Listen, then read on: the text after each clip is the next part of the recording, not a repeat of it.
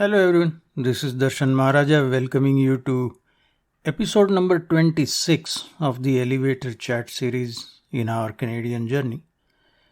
As Israel's military response in Gaza in the aftermath of the terrorist attack by Hamas last Saturday continues, there is a development in Canada that merits criticism. That is, some Canadians, when talking about this latest chapter of violence in the interminable Israel-Palestine conflict, are borrowing terminology from the Indigenous issues in Canada and applying it to the Middle East conflict. I believe this is irresponsible and dangerous. This practice surfaced almost immediately after we heard about the terrorist attack on Saturday. For example, when the newly elected Premier of Manitoba, Wab Kinew, tweeted on October 7th, that is the day of the attack itself, condemning the attack by Hamas, many people responded by saying that this was a just case of Palestinians taking their land back. As we know, land back is a term firmly associated with the Indigenous issues in Canada, but it has never meant killing innocent people or indeed violence in general. Someone even characterized his tweet as anti-Indigenous, which is curious because Wab Kinew is Indigenous himself, whereas the person calling him anti-Indigenous claims to be settler on unceded Algonquin land. So I assume they, he, is or are of the white ethnicity. Talking about elsewhere in Canada, it has long been a contention by many Canadians that our academia has basically lost the plot when it comes to sound reasoning. Whether one agrees with that contention or not, one has to concede that the statement by York University Student Unions in Toronto saying that, quote, from Turtle Island to Palestine, these events serve as a reminder that resistance against colonial violence is justified and necessary. End quote. And this statement is definitely objectionable.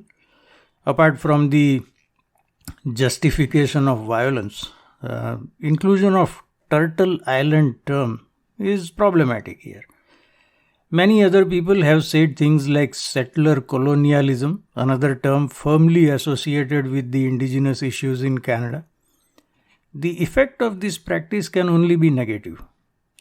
As you may recall, 2 years ago when reports of unmarked graves at the sites of former Indian residential schools emerged, there were many prominent non-Indigenous people either advocating for or endorsing, tacitly or otherwise, violence against what they portrayed as structures of settler colonialism.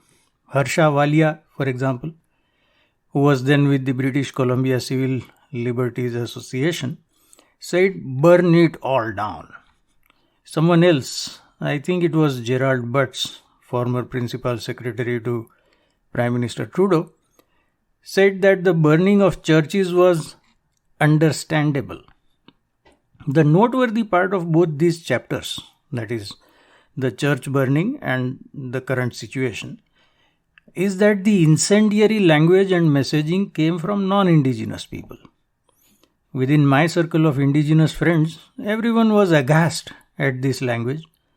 They rightly feared that it would have the effect of both inflaming and exacerbating tensions between the Indigenous people on one hand and the rest of the Canadians on the other. The plain fact, to me at least, is that the Canadian left, that is with a capital L, left, has a tendency to hijack Indigenous concerns and attach them to their cause du jour. They don't care how it affects the Indigenous people. Without even going into the question of whether killing innocents is a valid form of getting land back. And for the record, my view is that it isn't. Without even going there, we can say with confidence that any kind of violence is not part of the struggles of the Indigenous people in Canada. In fact, I consider it to be a matter of pride for all of us that in spite of the severe difficulties that the Canadian Indigenous people are facing and all the discrimination that they have been subjected to, they are not resorting to violence to resolve their issues. But the conflation of indigenous terminology with the Israel-Palestine conflict is likely to create the impression that the kind of violence that we see in the Middle East is a valid option for indigenous people in Canada. Some Canadians may actually start believing that indigenous people may resort to violent means to resolve their issues with or within Canada. This idea becomes divisive automatically, even if no violence results.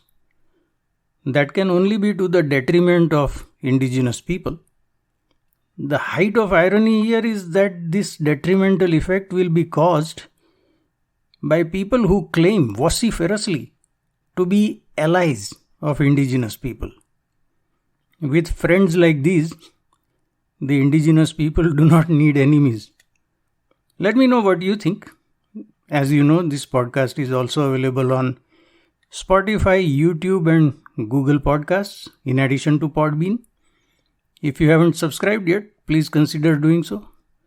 Independent voices are more important than ever in Canada, which you know. So your participation in creating free-thinking communities will be valuable. That's it for now. I will see you in the next episode. Until then, goodbye and be well.